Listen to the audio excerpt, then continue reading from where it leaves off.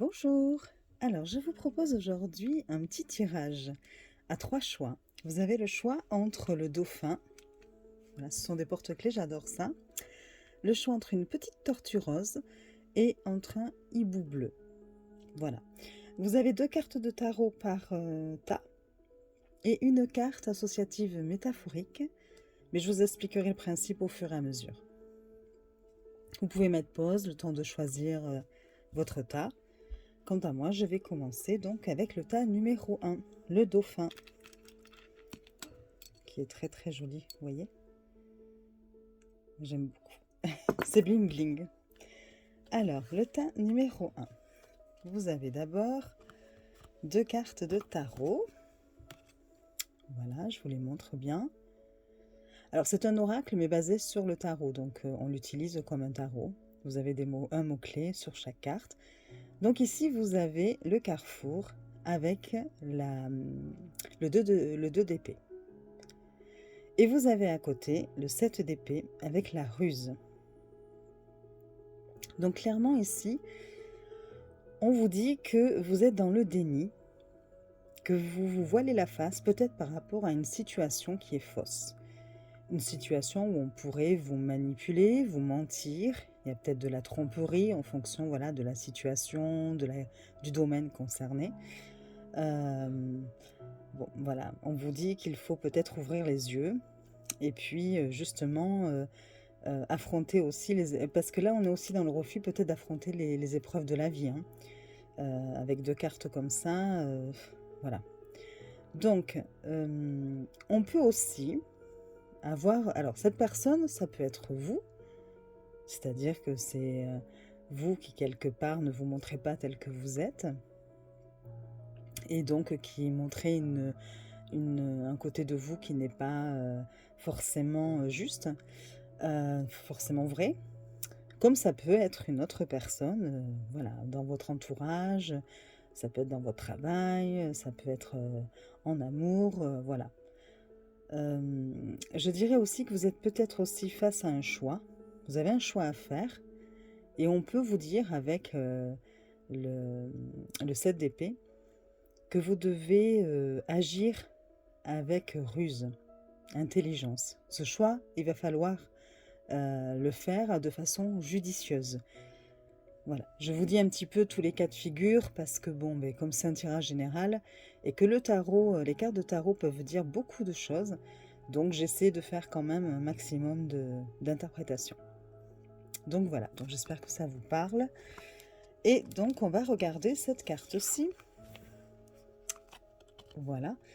Et le principe de cette carte, eh bien c'est à vous de vous plonger dedans et de voir ce qu'elle vous renvoie.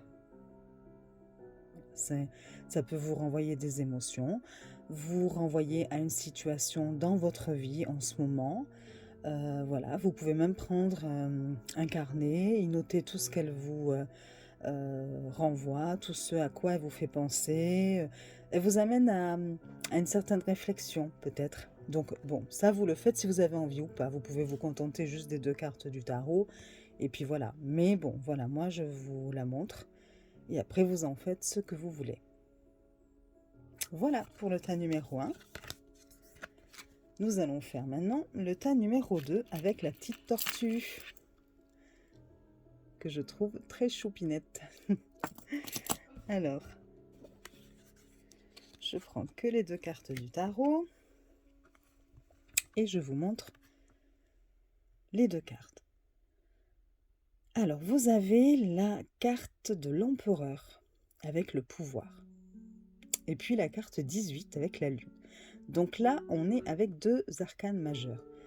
Ce qui entend quand même que vous êtes à une étape importante ici de votre vie. Il y a quelque chose qui se joue d'important. Donc, ici, on peut vouloir vous dire, avec l'empereur, de reprendre le pouvoir, le contrôle sur vos angoisses avec la lune.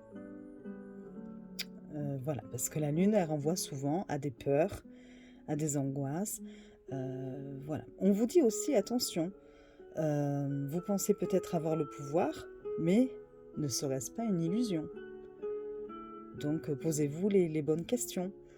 En tout cas, pour avancer, il va falloir quand même essayer de, comment dire, de remettre un peu de cadre, de règles, et peut-être pas partir dans trop d'émotions un peu, entre guillemets, bipolaires. Vous voyez, il va falloir retrouver une maîtrise un petit peu de certaines émotions, pensées négatives, de certaines peurs, voilà.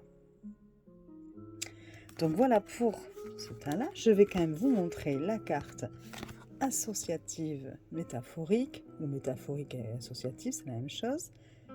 Et donc, comme je disais pour le tas 1, vous pouvez vous plonger dedans et voir ce qu'elle vous renvoie comme émotion. Est-ce qu'elle vous fait penser à quelque chose qui se passe dans votre vie actuellement? Voilà, quelle réflexion elle vous amène à avoir, et vous pouvez tout noter sur une petite feuille, ou voilà, vous le faites ou pas, comme vous voulez.